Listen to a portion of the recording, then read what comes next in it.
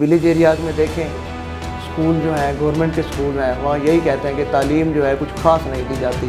अब ऐसे ऐसे ये देहात और शहर का फ़र्क ख़त्म होता जा रहा है। हमारी जो मॉनिटरिंग टीम है वो देहात को भी ज़्यादा फोकस करते हैं ताकि बच्चा जो हमारे पास आ जाता है उसकी लर्निंग बहुत बेहतर तरीके। हुकूमत जो है प्राइवेटाइज की तरफ जा रही है। प्राइवेट बिल्कुल नहीं है। देखिए प्राइवेट का ये कंसेप्ट है कि फ़ीस वालदैन देंगे, तमाम अखराजात वालदैन बर्दाश्त करेंगे। यहाँ पे सब अखराजात जो है वो मैडम CM पंजाब मरियम नवाज़ वो बर्दाश्त करती है, हुकूमत पंजाब बर्दाश्त करती है। मैट्रिक विद टेक्नोलॉजी भी आ गई है, मैट्रिक विद साइंस था, मैट्रिक विद आर्ट था। हमारे यहाँ जो मैट्रिक पास बच्चा है वो इस काबिल नहीं होता था कि अपने वालदैन का हाथ बढ़ा सके। स्टूडेंट कौंसिल का इलेक्शन का इनेकाद कराया गया, उसका मकसद क्या था? प्राइवेट तालीमी निज़ाम और सरकारी तालीमी निज़ाम में कितना फ़र्क समझते हैं? कोई 50,000 के करीब बच्चे हैं जिनको हम पौधे असाइन करने जा रहे हैं कि वो बच्चे खुद ही उसकी निगाहदाश्त करेंगे, खुद ही उसको पानी लगाएंगे। वीडियो भी वायरल हुई है, मुजरा हो रहा था स्कूल में, वो क्या सर?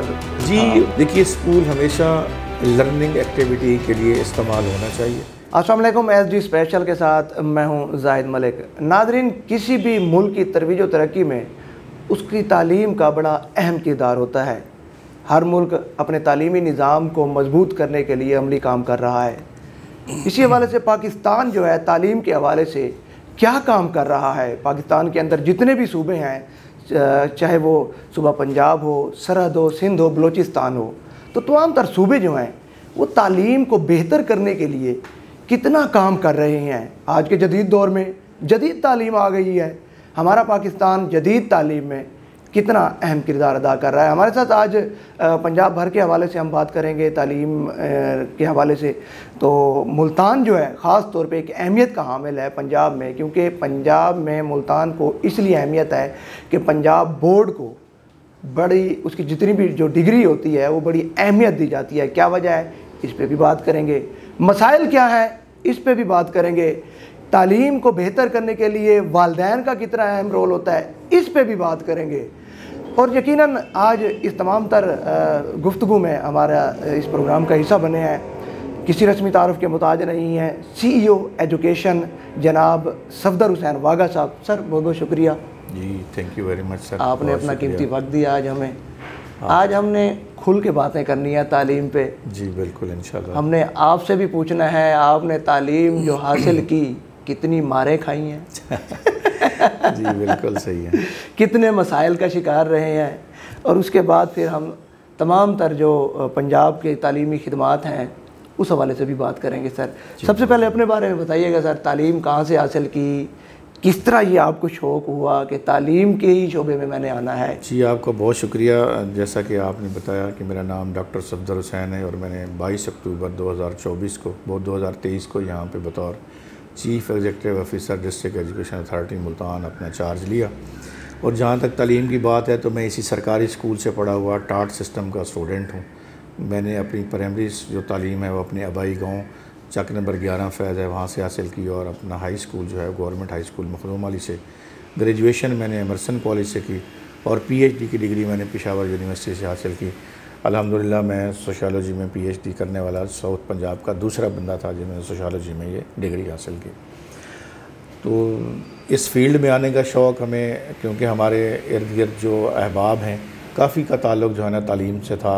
तालीम के हवाले से असातिज़ा हमारे जो रोल मॉडल थे हम उनको देखते थे और कोशिश करते थे कि अगर हमें कोई मौका मिला तो हम भी तालीम के मैदान में आके कोई खिदमत करेंगे, किसी न किसी हवाले से इन कौम के बच्चों की खिदमत कर सकें। सर आपने अभी बात की कि टाट सिस्टम से आपने तालीम शुरू की, अब आप क्या समझते हैं, कितनी बेहतरी समझते हैं? क्योंकि काफ़ी अरसा गुजर गया है और यकीनन तालीम जो है मज़ीद जदीद होती जा रही है। सो आप अब क्या समझते हैं, आपके जो पंजाब का तालीमी निज़ाम है वो कितना अपग्रेड हो रहा है? जी बहुत शुक्रिया। मैं इस मामले में ये बताते हुए बड़ा फ़ख्र महसूस कर रहा हूँ कि मौजूदा CM पंजाब जो super CM madam Maryam Nawaz Sharif साहिबा ने जब से ये कमान संभाली है पंजाब की, तो सबसे पहले उन्होंने तालीम पे तवज्जो दी है। तालीम के शोबों में उनकी आप ये देखें कि इस कदर गहरी नज़र है कि सबसे पहले उन्होंने ये सोचा कि जब तक हम मेरिट बेस्ड ऑफिसर नहीं लगाएंगे तब तक हम के लिए तरक्की मुमकिन नहीं है। तो सबसे पहले तो उन्होंने जो मिनिस्टर हमारे लगाए हैं जनाब सिकंदर हयात साहब, इतने एक्टिव और इतने वर्क हार्ड करने वाली शख्सियत हैं कि दिन रात वो फील्ड में से रिपोर्ट्स ले रहे होते हैं और अपने ऑफिसर्स के साथ भी जुड़े होते हैं। हमारे सेक्रेटरी स्कूल भी इस मामले में कम नहीं है, वो भी हमेशा की तरह हमें गाइड भी करते हैं, डायरेक्शंस भी देते हैं। सबसे पहले तो आप ये देखें कि उन्होंने अखबार में इश्तिहार दिया कि जो लोग इंटरेस्टेड हैं सीओ लगने में वो आएँ, अप्लाई करें।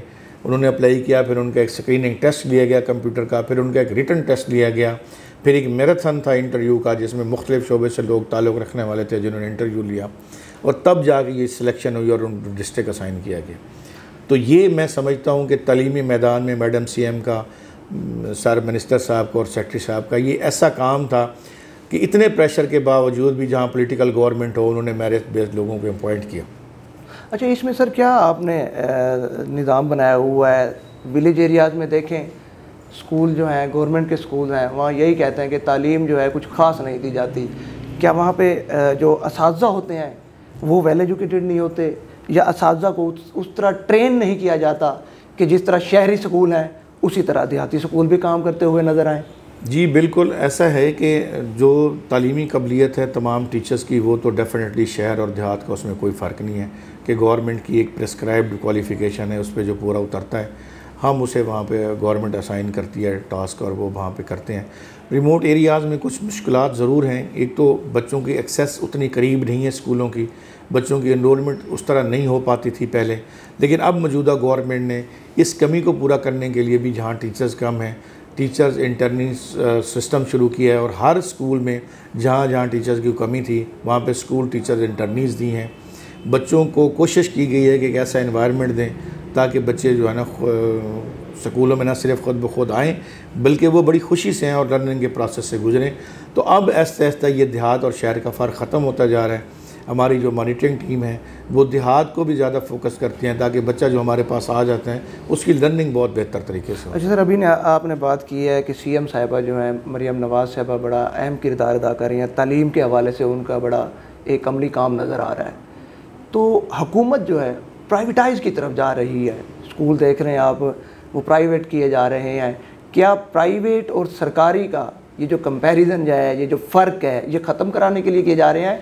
ये क्या इसकी ये क्यों हिकमत अमली एक तरह इख्तियार? पहले तो मैं इस टर्म को जो है ना थोड़ा आप अंडरस्टैंड करेंगे, ये प्राइवेट नहीं हो रहे। अच्छा, गवर्नमेंट इन स्कूलों को आउटसोर्स कर रही है। हमारे यहाँ ऐसे स्कूल जो लो परफॉर्मर थे, जिनमें टीचर्स कम थे या रिमोट एरियाज़ में थे जिनमें बच्चे कम थे, गवर्नमेंट ने उनको आउटसोर्स किया है और वो स्कूल मलकियत गवर्नमेंट की हैं, वो अंडर डिस्ट्रिक्ट एजुकेशन अथॉरिटीज़ की हैं, उनको मॉनिटर हम करते हैं।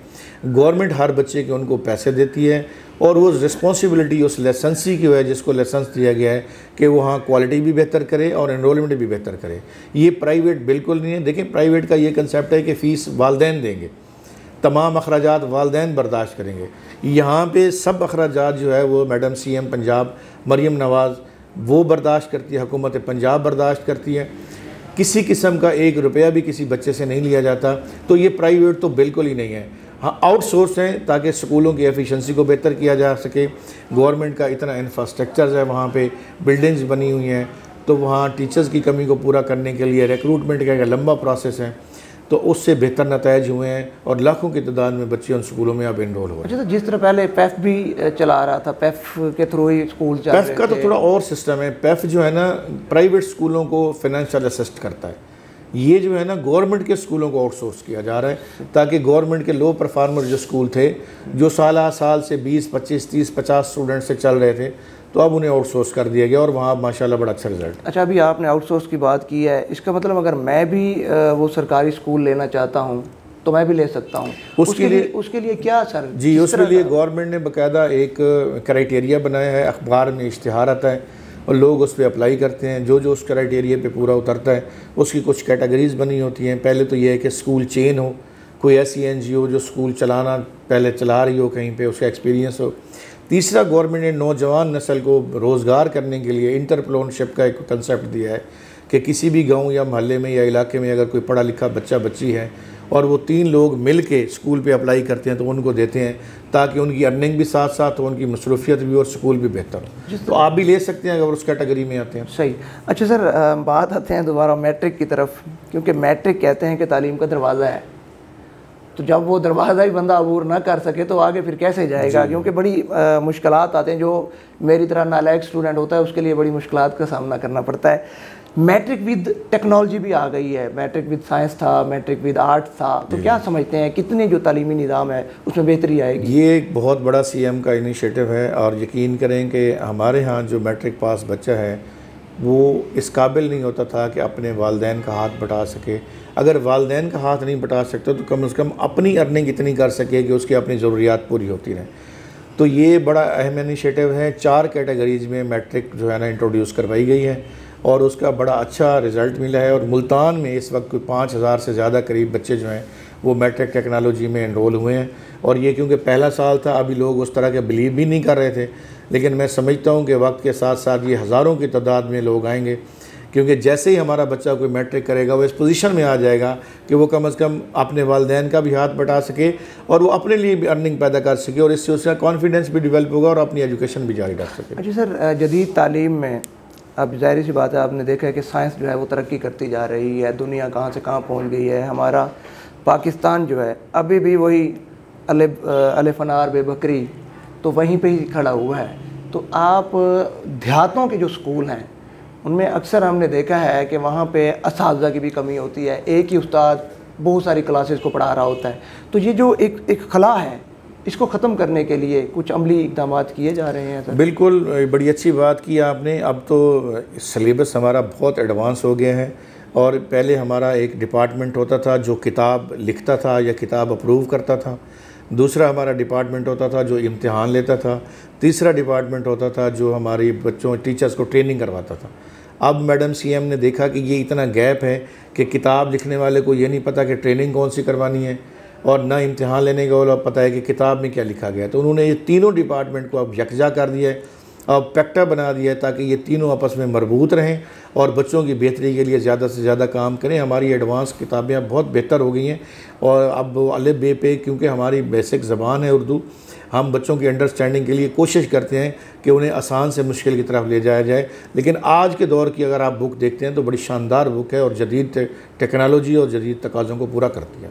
अच्छा सर, बात करते हैं, आपने आगाही सेमिनार भी करवाए, उसका बेसिक मकसद क्या था?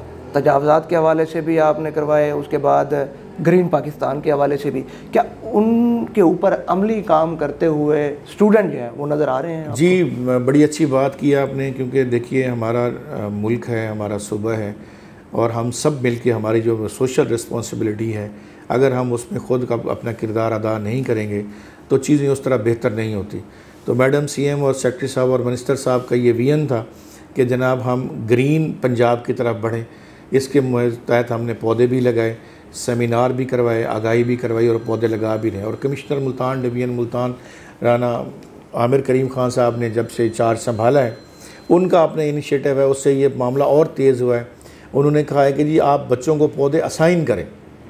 तो अब इस वक्त हमारे कोई 50,000 के करीब बच्चे हैं जिनको हम पौधे असाइन करने जा रहे हैं कि वो बच्चे ख़ुद ही उसकी निगहदाश्त करेंगे, ख़ुद ही उसको पानी लगाएंगे, रोज़ाना आके बच्चों अपने पौधे का एक नाम रखेंगे, उससे बातचीत करेंगे। इस तरह बच्चों की एक दिलचस्पी भी बढ़ेगी और पौधे की केयर भी होगी। और साथ साथ एक और कमिश्नर साहब का इनिशिएटिव है कि कोई बच्चा भी वो बाइक चला के आता है वो बग़ैर हेलमेट के ना आए।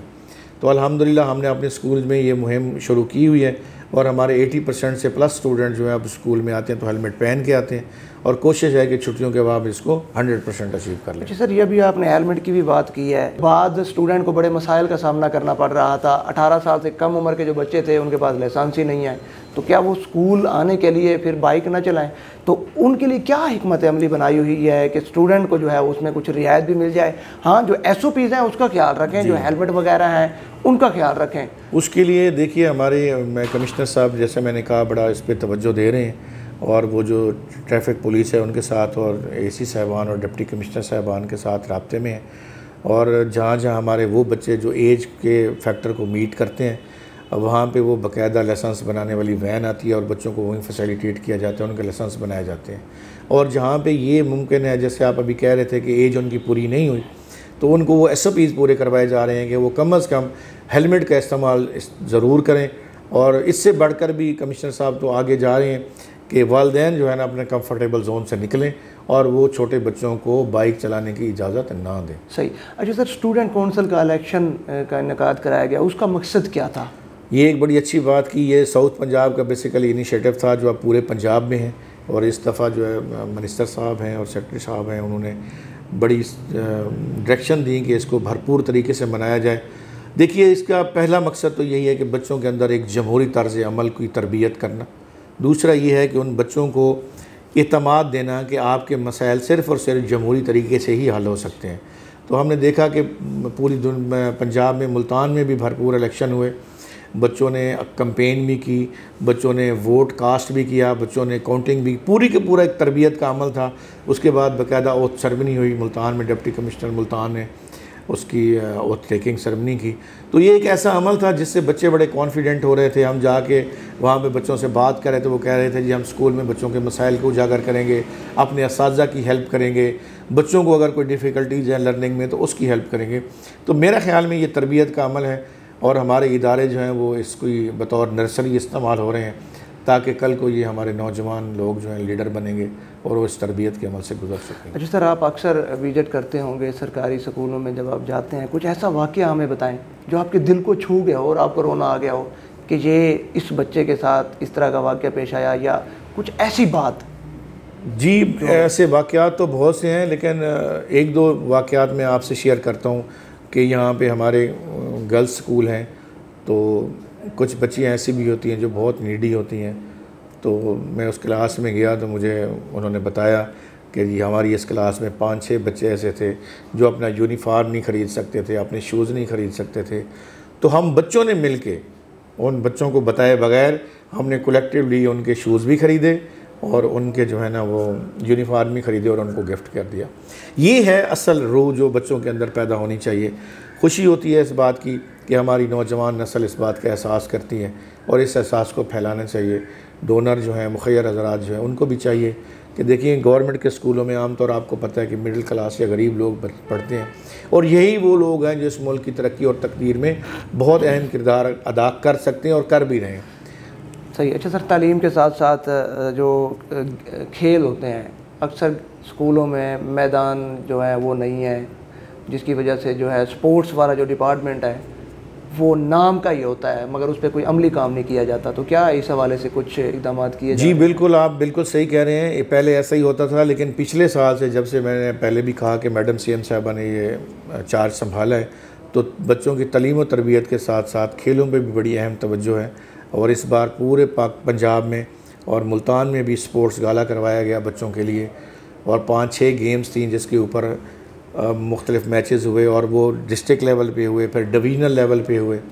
उसके बाद न सिर्फ स्टूडेंट्स के लिए, उसके बाद हमने टीचर्स के लिए भी स्पोर्ट्स गाला करवाया, वो भी डिस्ट्रिक्ट लेवल पे, डिवीज़न लेवल से होता हुआ पंजाब लेवल पे सितंबर में उसका होगा। तो हम कोशिश कर रहे हैं कि हमारे खेलों के मैदान आबाद हों, बच्चों को भी अवेयरनेस दे रहे हैं, मुखैर हज़रात को भी कह रहे हैं कि कहीं कहीं अगर हमारे पास ग्राउंड हैं और वो स्टेप बेहतर डेवलप नहीं हो पा रहे, और हमें खुशी है कि मुल्तान में ऐसे लोग मौजूद हैं जो तालीम के मैदान में आके अपनी ख़र्चा भी करना चाह रहे हैं, इन्वेस्टमेंट भी करना चाह रहे हैं, और ये दर्द रखते हैं कि जी तालीमी इदारे बेहतर हों। अच्छा सर, प्राइवेट तालीमी निज़ाम और सरकारी तालीमी निज़ाम में कितना फ़र्क समझते हैं? देखिए, निज़ाम में कोई फ़र्क नहीं है, सिर्फ़ उसकी एडमिनिस्ट्रेशन में और उसकी जो मैनेजमेंट है उसमें फ़र्क है। कोई ऐसी बात नहीं है। हमारे बोर्ड्स के इम्तहानात में बेहतरीन रिज़ल्ट होते हैं गवर्नमेंट स्कूल्स के, थोड़ा सा उनकी मैनेजमेंट और थोड़ी सी उनकी एडमिनिस्ट्रेशन में फ़र्क है, या इन्वायरमेंट कह लें, क्योंकि हमारे जो इंफ्रास्ट्रक्चर्स हैं, हम देखते हैं कि पब्लिक को, गवर्नमेंट ये देखती है कि हर बच्चे के घर के करीब स्कूल हो, जबकि प्राइवेट इदारे जो हैं वो वहाँ बनते हैं जहाँ उन्हें पता चलता है कि यहाँ में रेवेन्यू आना है। गवर्नमेंट तो सर्विसेज की बुनियाद पर स्कूल बनाती है, जबकि जो बिजनेसमैन है या जो प्राइवेट स्कूल हैं वो कोशिश करते हैं कि जहाँ उनका बिज़नेस चले वहाँ स्कूल बने। अब हमारा जलालपुर के इलाके बेट केच में भी स्कूल है, और हाई सदर की वो जो रावी का किनारा है वहाँ भी स्कूल होगा। तो डेफिनेटली अब मुल्तान सिटी का एनवायरनमेंट प्राइवेट स्कूल का उसका थोड़ा सा डिफरेंट तो हो सकता है, लेकिन क्वालिटी एजुकेशन में अल्हम्दुलिल्लाह कोई हम उस पर कंप्रोमाइज़। सर, प्रोग्राम को वाइंड अप करने की तरफ ले जाएंगे, दो एक सवाल होंगे। अभी रिसेंटली एक वीडियो भी वायरल हुई है, मुजरा हो रहा था स्कूल में, वो क्या सर? जी, वो देखिए मेरे ख्याल में खानेवाल का स्कूल था, मैंने भी देखा है। देखिए, स्कूल हमेशा लर्निंग एक्टिविटी के लिए इस्तेमाल होना चाहिए। और सीएम पंजाब की अब ये डायरेक्शन भी आई है कि बच्चों के लिए आप ओपन करें, ग्राउंड्स ओपन करें ताकि बच्चे सेकंड टाइम भी खेल सकें। सेक्रेटरी साहब की बाकायदा डायरेक्शन है कि आप जो लाइब्रेरी हैं वो भी सेकंड टाइम ओपन करें ताकि लोग वहाँ आ सकें। लेडीज़ के लिए हम पार्क के लिए भी कोशिश कर रहे हैं कि ऐसे स्कूल हों, लेकिन इस तरह की एक्टिविटी नहीं होनी चाहिए। जिसने भी की है हम उसकी कंडेम भी करते हैं और यकीनन उस डिस्ट्रिक्ट के जो ऑफिसर हैं उसके ख़िलाफ़ कार्रवाई भी कर रहे हों। अच्छा सर, जदीद दौर आ रहा है, मैट्रिक के स्टूडेंट जो हैं या उससे नीचे भी हैं जो तालीम हासिल कर रहे हैं उनके पास मोबाइल होते हैं, क्या स्कूल में मोबाइल अलाउ होगा? अगर स्कूल में मोबाइल अलाउ नहीं होगा तो फिर कहते हैं कि जदीद तालीम की तरफ जा रहे हैं हम, तो किस तरह जदीद तालीम की तरफ से फिर आप समझते हैं? देखिए, उसके लिए आपकी बात ठीक है, टेक्नोलॉजी को रोका नहीं जा सकता, उसके लिए ट्रेंड किया जा सकता है लोगों को। तो इसके लिए हम कोशिश कर रहे हैं कि कंप्यूटर लैब्स को बहुत बेहतर कर दिया जाए। मैडम सीएम हर स्कूल में अब कंप्यूटर लैब बनाने जा रही हैं और मिसिंग फैसिलिटीज़ की मद में मैडम ने इस साल 110 अरब रुपए स्कूल एजुकेशन डिपार्टमेंट को देने का ऐलान किया है, जिसमें 50,000 नए कमरे बनाए जा रहे हैं, लैब्स बनाई जा रही हैं, वाशरूम बनाए जा रहे हैं, बाउंड्री वाल बनाई जा रही है कि बच्चे कंप्यूटर पे आके अपना काम करें, टेक्नोलॉजी सीखें, बजाय इसके कि मोबाइल का यूज़ करें।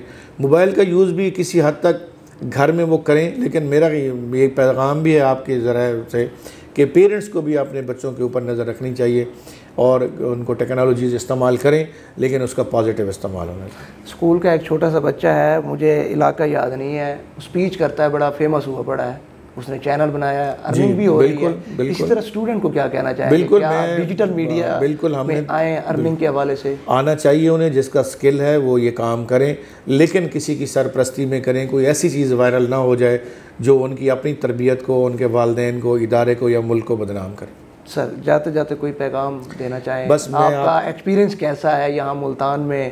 पहले तो मैं आपका शुक्रिया अदा करता हूँ और मैं ये पैगाम देना चाहता हूँ पेरेंट्स को कि सीएम पंजाब जिस तरह आपके लिए फ़िक्रमंद है, बच्चों के लिए फ़िक्रमंद है, आप भी अपने बच्चों को स्कूलों में भेजें, क्योंकि तालीम है तो सब कुछ है, पढ़ोगे तो बढ़ोगे, जो मैडम का नारा है, हम सब उसके साथ हैं।